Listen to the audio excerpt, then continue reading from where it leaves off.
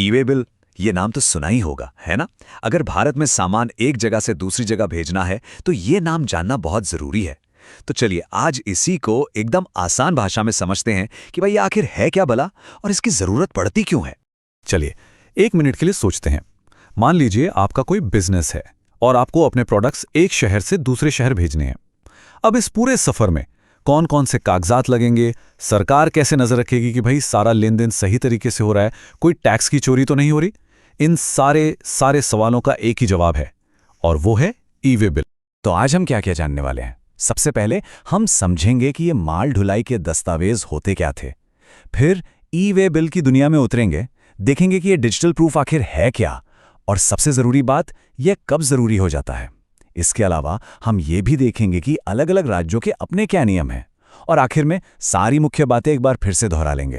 चलिए थोड़ा सा पीछे चलते हैं। आज के इस डिजिटल जमाने से पहले जब भी कोई सामान भेजा जाता था ना, तो उसके साथ एक फिजिकल डॉक्यूमेंट मतलब एक कागज जरूर चलता था, और इसी कागज को कहते थे कंसाइनमेंट नोट।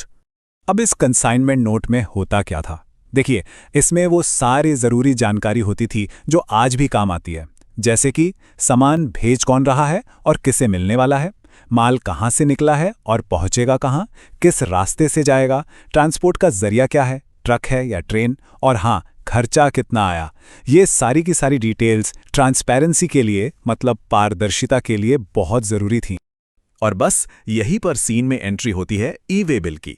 आप कह सकते हैं कि ये उसी पुराने कंसाइनमेंट नोट का एक मॉडर्न, एक इलेक्ट्रॉनिक अवतार है। जब जीएसटी सिस्टम आया तो सरकार ने सोचा कि भाई ये कागजी कार्रवाई कम की जाए और टैक्स चोरी पर लगाम लगाई जाए, और इसी सोच के साथ इस डिजिटल सिस्टम को लागू किया गया। तो फिर अगर बिल्कुल सीधी सादी भाषा में कहें तो इसकी परिभाषा क्या है? देखिए, ई वे बिल एक ऑनलाइन डॉक्यूमेंट है जो जीएसटी पोर्टल पर बनता है। ये एक तरह से एक ऑफिशियल प्रूफ है कि हाँ, जो माल एक जगह से दूसरी जगह जा रहा है वो कानूनी तरीके से जा रहा है। जरा सोचिए, अब सब कुछ बस एक क्लिक की दूरी पर है। अब इसकी कुछ खास बातें समझ लेते हैं। सबसे पहली चीज, ये पूरी तरह से ऑनलाइन है, कोई कागज का झंझट नहीं। दूसरी बात, ये सामान के मूवमेंट का एक पक्का सबूत है। और तीसरी और शायद सबसे जरूरी बात, हर कंसाइनमेंट को एक यूनिक ई वे बिल नंबर, जिसे ईबीएन कहते हैं, मिलता है। अब इससे होता क्या है? इससे अधिकारी कहीं भी कभी भी उस कंसाइनमेंट की सारी डिटेल्स ऑनलाइन चेक कर सकते हैं। सोचिए, ट्रैकिंग कितनी आसान हो गई है। ठीक है, अब आते हैं सबसे बड़े और सबसे जरूरी सवाल पर कि आखिर एक बिजनेस के लिए ये ई वे बिल बनाना कब अनिवार्य मतलब कब मैंडेटरी हो जाता है। देखिए, एक रकम है, एक तरह का मैजिक नंबर है जो ये तय करता है कि आपको ई वे बिल बनाना है या नहीं, और ये नंबर हर बिजनेस करने वाले के लिए जानना बेहद जरूरी है। और वो नंबर है 50,000 रुपए। जी हां, 50,000। अगर आप एक राज्य से दूसरे राज्यों में कोई भी सामान भेज रहे हैं और उस सामान के इनवॉइस की कीमत 50,000 रुपए से ज्यादा है, तो फिर ई वे बिल बनाना आपके लिए अनिवार्य है, मैंडेटरी है। चलिए एक उदाहरण से समझते हैं। मान लीजिए जयपुर का कोई कारीगर है जो 70,000 रुपए के हैंडीक्राफ्ट्स मुंबई भेज रहा है, तो अब उसे ई वे बिल जनरेट करना ही पड़ेगा, कोई ऑप्शन नहीं है। तो सबसे जरूरी बात यह है कि 50,000 से ऊपर तो ये कंपलसरी है। लेकिन सवाल ये उठता है कि अगर आपका कंसाइनमेंट मान लीजिए 30,000 का है, तब क्या? उस केस में ये ऑप्शनल है, मतलब आपकी मर्जी है। पर आपको पता है, कई सप्लायर फिर भी ई वे बिल बना लेते हैं। अब आप पूछेंगे क्यों? अरे भाई, क्योंकि इससे रास्ते में किसी भी तरह की चेकिंग से वो बच जाते हैं, और साथ ही उनके पास अपने सामान की मूवमेंट का एक पक्का डिजिटल रिकॉर्ड भी तो रहता है। तो अब तक हमने बात की एक राज्य से दूसरे राज्य की, जिसे हम इंटरस्टेट मूवमेंट कहते हैं।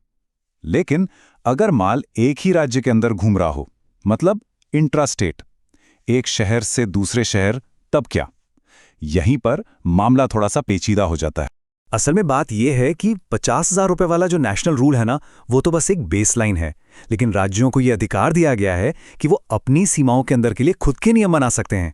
इसका सीधा सा मतलब यह है कि आपको सिर्फ केंद्र का ही नहीं, बल्कि अपने राज्य का नियम भी पता होना चाहिए, दोनों। चलिए कुछ उदाहरण देखते हैं तो और साफ हो जाएगा। अब जैसे बिहार को ले लीजिए, वहां राज्य के अंदर माल भेजने के लिए ये लिमिट 2 लाख रुपए है। दिल्ली और महाराष्ट्र जैसे जो बड़े बिजनेस हब हैं, वहां ये 1 लाख रुपए हैं। और दूसरी तरफ देखिए, मिजोरम जैसे छोटे राज्य में ये लिमिट सिर्फ 10,000 रुपए है। और मध्य प्रदेश और छत्तीसगढ़ में तो और भी दिलचस्प है, वहाँ एक ही जिले के अंदर माल भेजने पर ई-वे बिल की जरूरत ही नहीं है। जाहिर है, इससे छोटे लोकल व्यापारियों को काफी राहत मिल जाती है। तो हमने काफी कुछ समझ लिया है ना। चलिए अब इस सारी जानकारी को फटाफट कुछ मेन पॉइंट्स में समेट लेते हैं, वो बातें जो आपको याद रखनी ही रखनी है। तो सबसे पहली और जरूरी बात, ई-वे बिल क्या है? ये माल की मूवमेंट का डिजिटल प्रूफ है। दूसरी बात, एक राज्य से दूसरे राज्य में अगर 50,000 से ज्यादा का माल है तो ये बनाना ही पड़ेगा, कंपलसरी है। तीसरी बात, एक ही राज्य के अंदर के नियम बहुत अलग अलग हो सकते हैं, इसलिए हमेशा नेशनल और अपने स्टेट दोनों के रूल्स जरूर चेक करें।